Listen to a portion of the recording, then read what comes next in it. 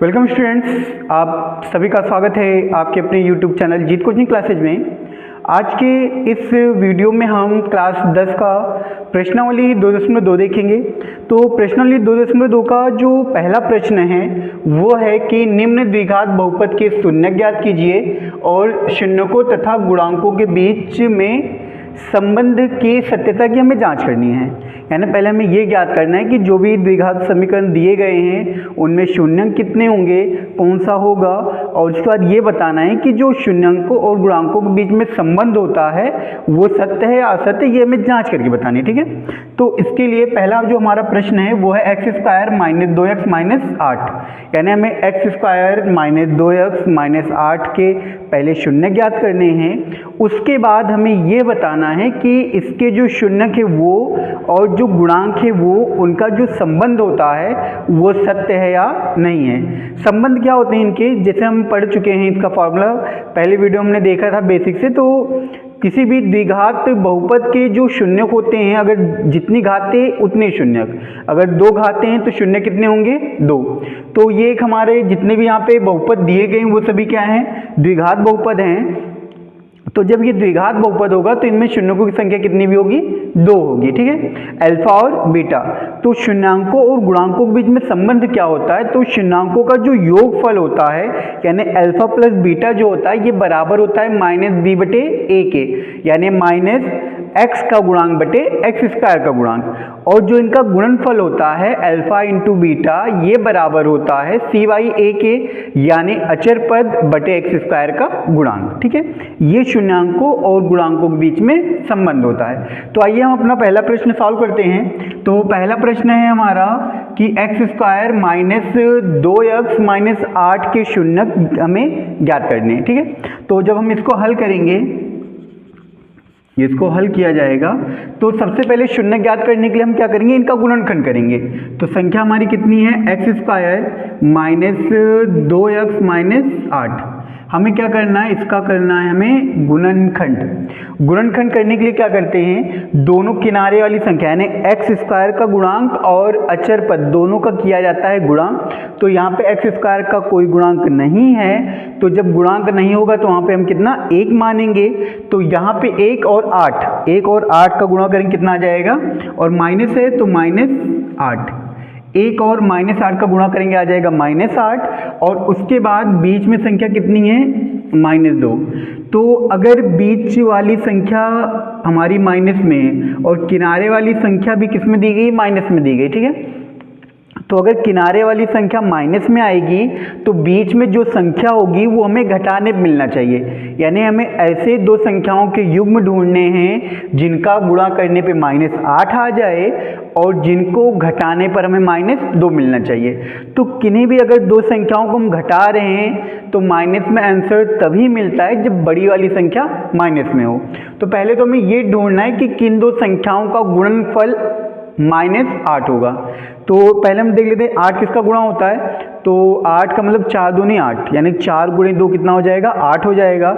अगर इनमें से हमें घटाने पे -2 मिलना चाहिए तो इनमें जो बड़ी संख्या होगी, जो हमारी संख्या होगी वो कितनी हो जाएगी, 4 और 2 होगा। लेकिन हमें गुणा करने पे भी माइनस में मिल रहा है और घटाने पे भी माइनस में मिल रहा है, तो जो बड़ी वाली संख्या होगी उसको हम क्या करेंगे, माइनस में रखेंगे। ठीक, जब भी घटाने पे माइनस में आएगा तो बड़ी वाली संख्या माइनस में होनी चाहिए, और अगर घटाने पे प्लस में आ रहा है तो बड़ी वाली संख्या प्लस में होनी चाहिए। ठीक है, तो यहाँ पे हमें जहाँ पे -2 दिया है वहाँ पे हम -4 और 2 को लिखेंगे।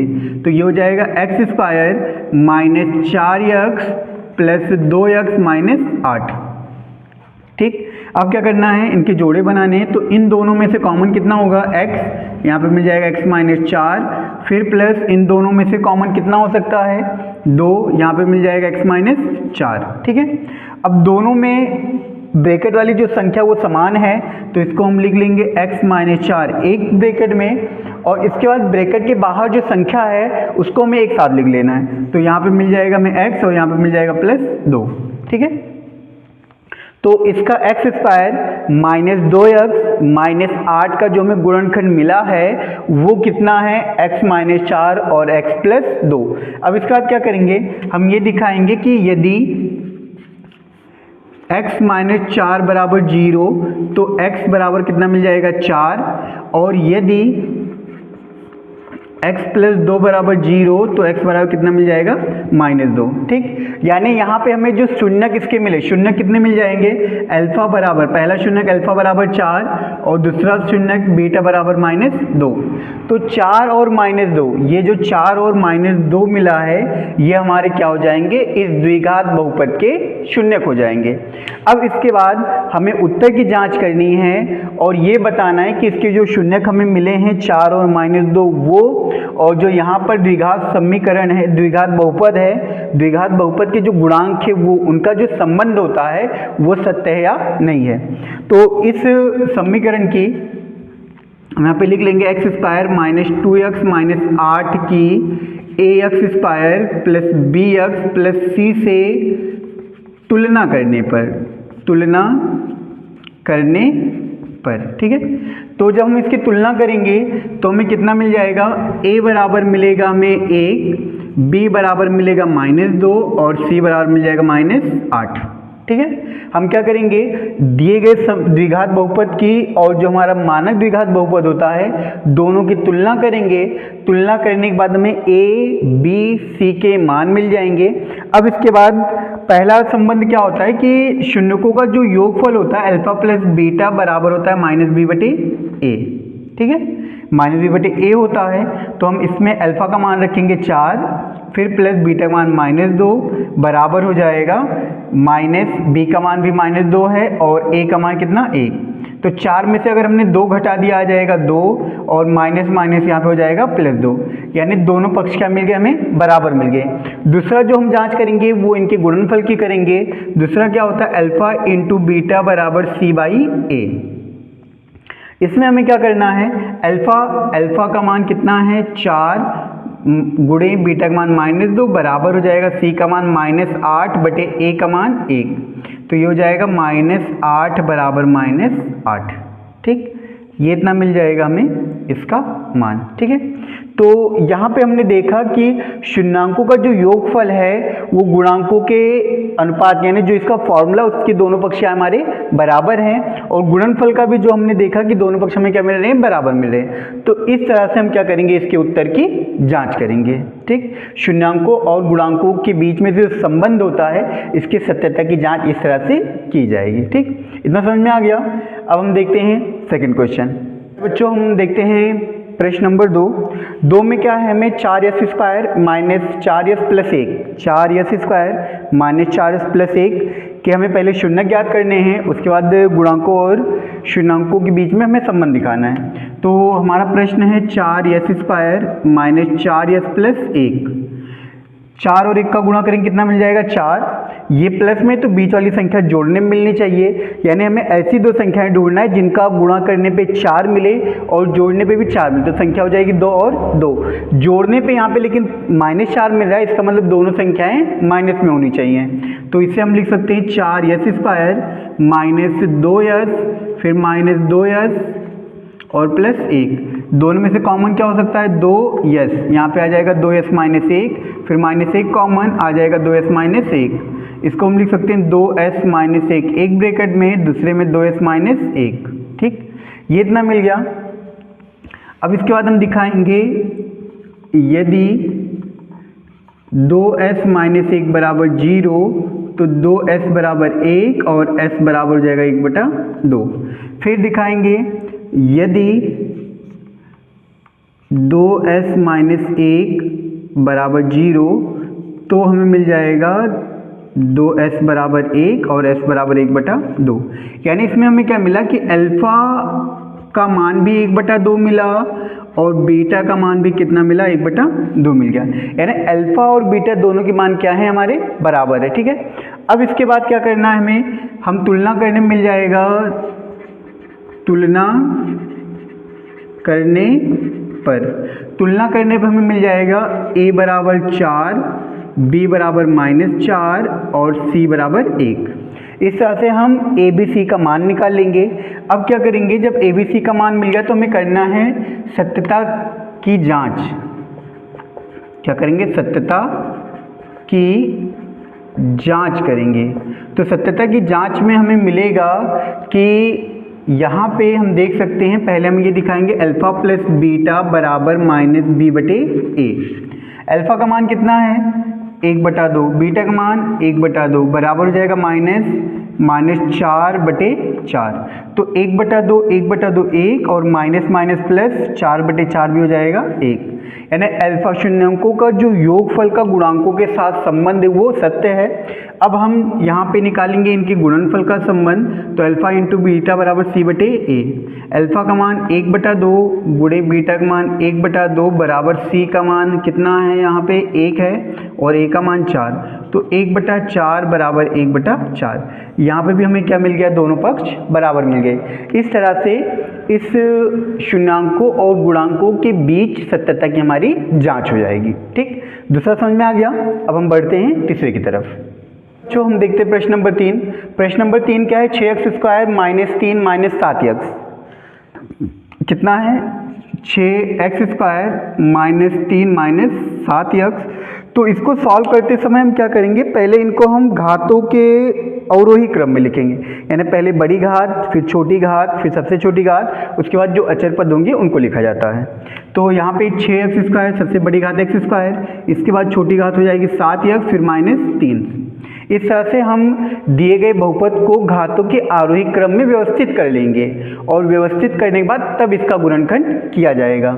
तो 6x² - 7x - 3, अब इसका जब हम गुणनखंड करेंगे तो 6 और 3 का हमने गुणा कर लिया, तो 3 छक कितना होता है 18 होता है। तो 3 छक अगर 18 हमें मिला तो ऐसी दो संख्याएं जिनका गुणा करने पे 18 और ये माइनस में तो बीच वाली संख्या घटाने पे 7 आना चाहिए, तो संख्या वो कितनी हो जाएंगी 9 और 2, घटाने माइनस में तो बड़ी संख्या माइनस में। ठीक है, इस तरह से हमें संख्या मिल जाएंगी।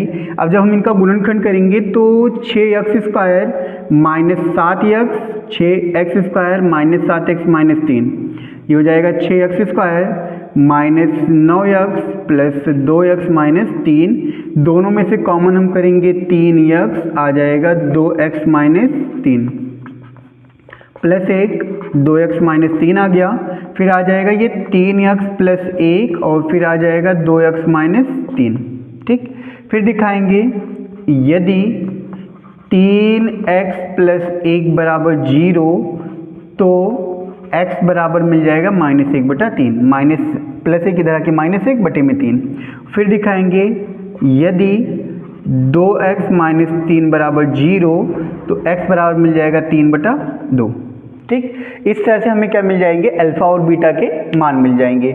अब इसके बाद हमें यहाँ पे क्या क्या मिल गया, तो हम यहाँ पे लिख सकते हैं कि अल्फा का जो मान है अल्फा बराबर -1/3, बीटा बराबर मिल जाएगा फिर हमें 3/2 और a के जो मान मिलेंगे 6, b का मान मिल जाएगा हमें यहाँ पर -7 और c का मान मिल जाएगा -3।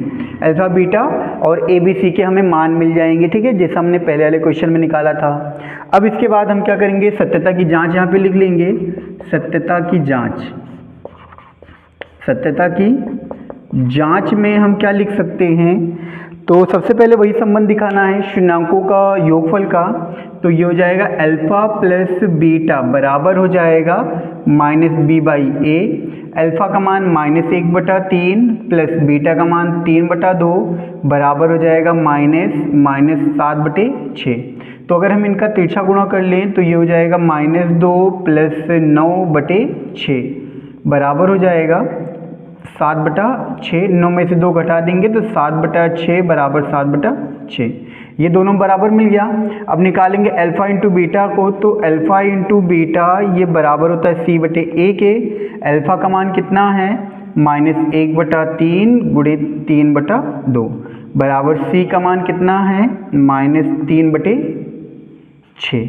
तो 3 से 3 कट गया, आ जाएगा -1/2 और फिर 3 से 6 कट गया -1/2, यानी ये दोनों क्या मिल गया, हमें बराबर मिल गए।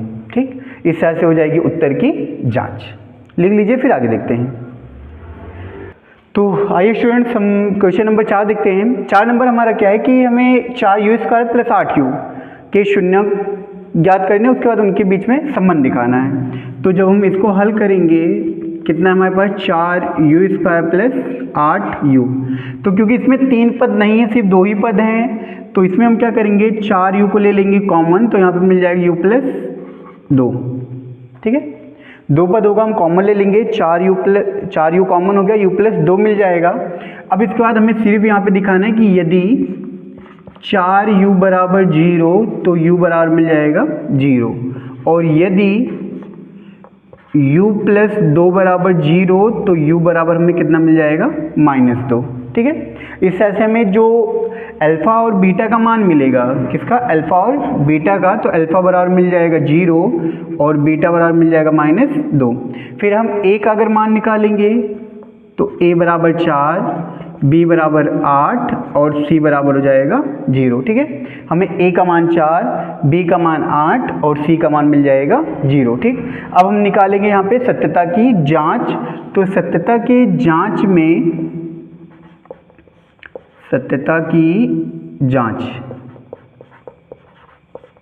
में हो जाएगा अल्फ़ा प्लस बीटा बराबर -b/a। अल्फ़ा का मान 0, फिर माइनस बीटा का मान -2 बराबर हो जाएगा -b का मान 8, a का मान 4। तो ये आ जाएगा -2 बराबर -2, यानी ये क्या हो गया, शून्यकों का जो योगफल है उनके गुणांकों के संबंध जो होता है उसके बराबर है। फिर गुणनफल का निकालेंगे, अल्फ़ा इंटू बीटा, ये बराबर हो जाएगा c/a के, अल्फ़ा का मान 0 गुणे बीटा का मान -2, फिर बराबर हो जाएगा c का मान 0/4, ये आ जाएगा 0 बराबर 0। ठीक है, इस तरह से हमें शून्यांकों और गुणांकों के बीच का जो संबंध है वो मिल जाएगा। ठीक, क्वेश्चन नंबर 4 छोटा सा ही था, ये हो गया। अब हम बढ़ते हैं 5 की तरफ। आइए हम प्रश्न नंबर 5 देखते हैं। 5 हमारा क्या है कि t² - 15 के हमें शून्य ज्ञात करने हैं, तो इसको हम लिख सकते हैं t² - 15। तो ये हमारा जो है a² - b² के रूप का एक द्विघात समीकरण है। तो ये हमारा a² - b² के रूप का एक द्विघात बहुपद है। तो इसे हम क्या लिखेंगे, इसको हम लिख सकते हैं t² - √15 का होल स्क्वायर। ठीक है, इसका जब हम गुणनखंड करेंगे तो यहाँ पे मिल जाएगा हमें t - √15 और एक हो जाएगा t + √15। ठीक है, इस तरह से हमें क्या मिल जाएगा, इसका गुणनखंड मिल जाएगा।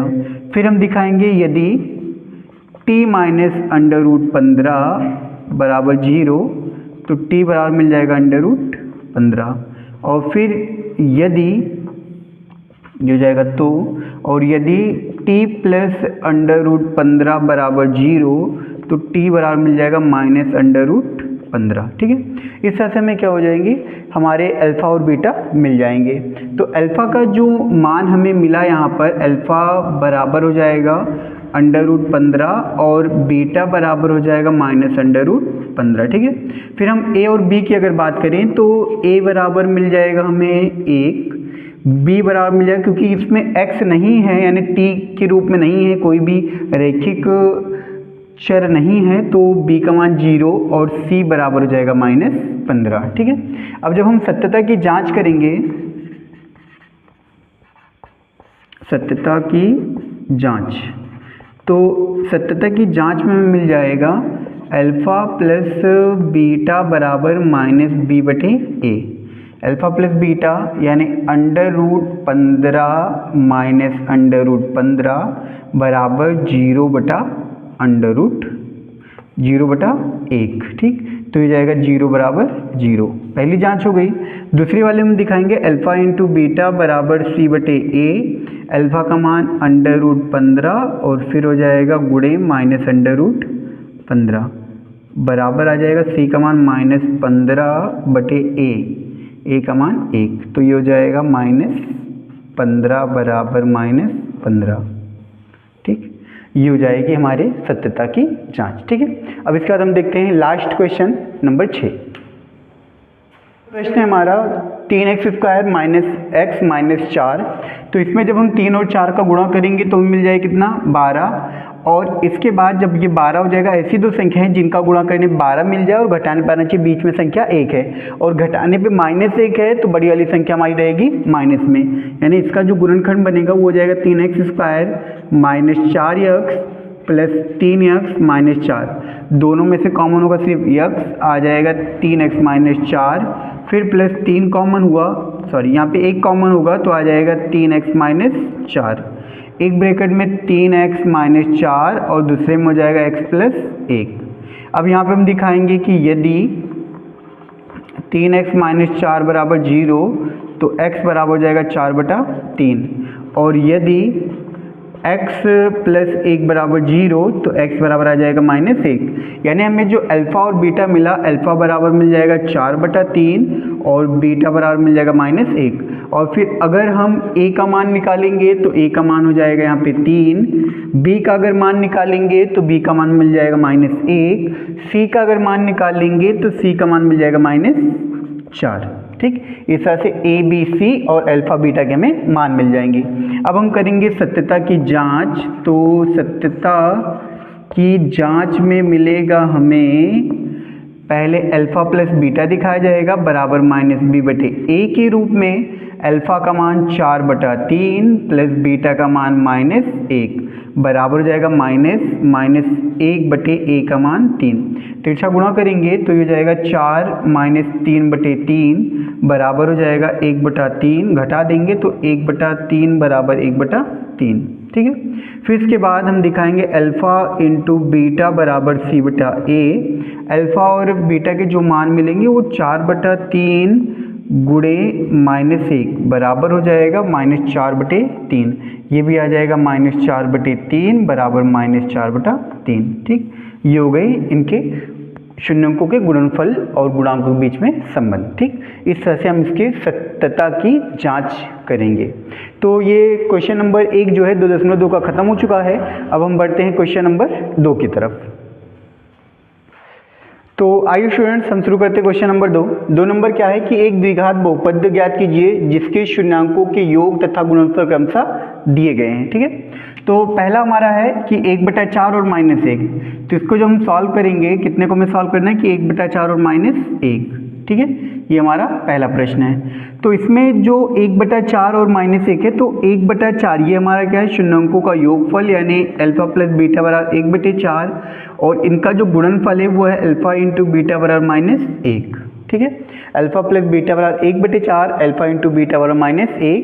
और द्विघात बहुपद का जो फॉर्मूला होता है, इसको हम पहले बता चुके थे कि द्विघात बहुपद, तो द्विघात बहुपद ये हो जाएगा बराबर x² -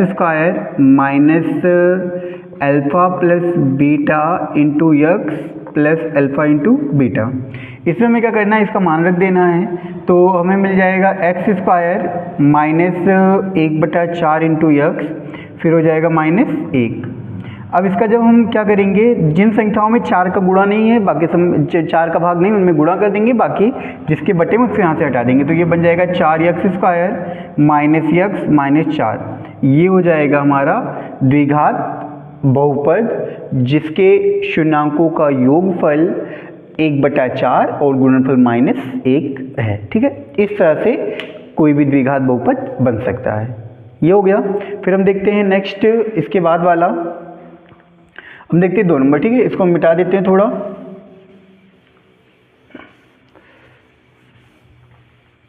फिर 2 नंबर में दिया गया है कितना, √2 और फिर 1/3। इसको जब हम हल करेंगे तो हमें कितना मिल जाएगा, अल्फ़ा प्लस बीटा बराबर √2 और अल्फ़ा × बीटा बराबर 1/3।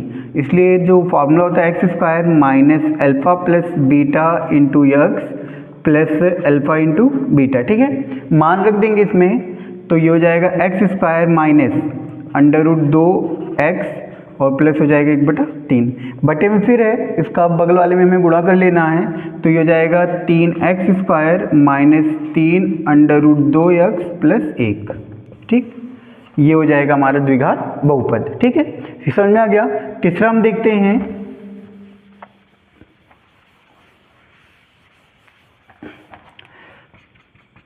अब तीसरे प्रश्न में कितना है, 0 और √5।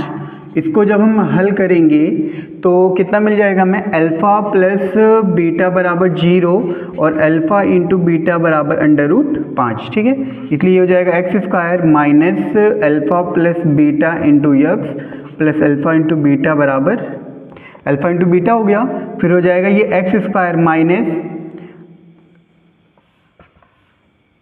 कितना रखेंगे हम, 0 इंटू यक्स और फिर हो जाएगा प्लस √5, यानी ये बराबर हो जाएगा x² minus x² plus √5।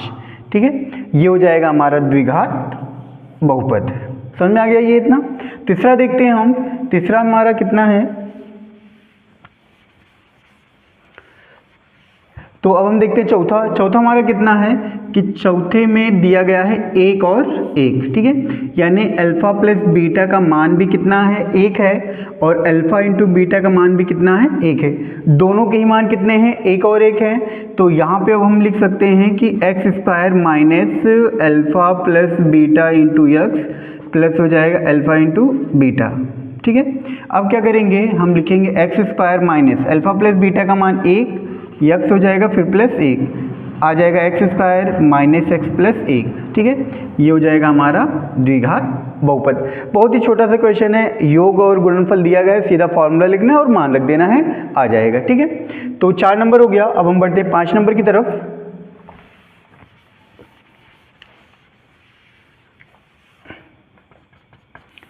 5 number कितना है, -1/4 और 1/4, -1/4 कामा 1/4। तो जो पहले दिया गया है वो इसका योगफल हो जाएगा -1/4, और जो बाद में दिया गया वो गुणनफल हो जाएगा 1/4।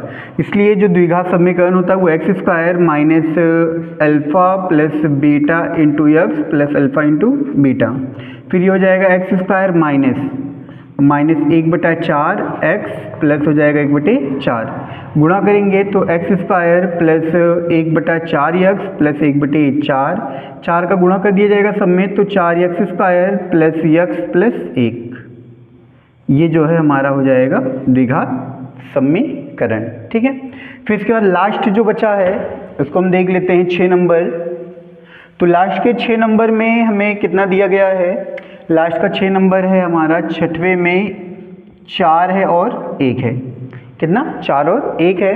तो अल्फ़ा प्लस बीटा बराबर 4 और अल्फ़ा इंटू बीटा बराबर 1, इसलिए जो द्विघात बहुपद बनेगा वो x² minus alpha plus beta into x plus alpha into beta. तो ये हो गया x² माइनस 4x प्लस 1। ठीक, ये हमारा हो जाएगा सिंपल सा एक द्विघात समीकरण। उम्मीद है आप सभी को प्रश्नावली 2.2 अच्छे समझ में आ गई होगी। तो लेसन 2 जो है ये हमारा पूरी तरह से कंप्लीट हो चुका है। अब अगले वीडियो में हम पढ़ेंगे लेसन 3 के बारे में। फिर मिलते हैं नई उमंग नए जोश के साथ, नई वीडियो के साथ। जय हिंद।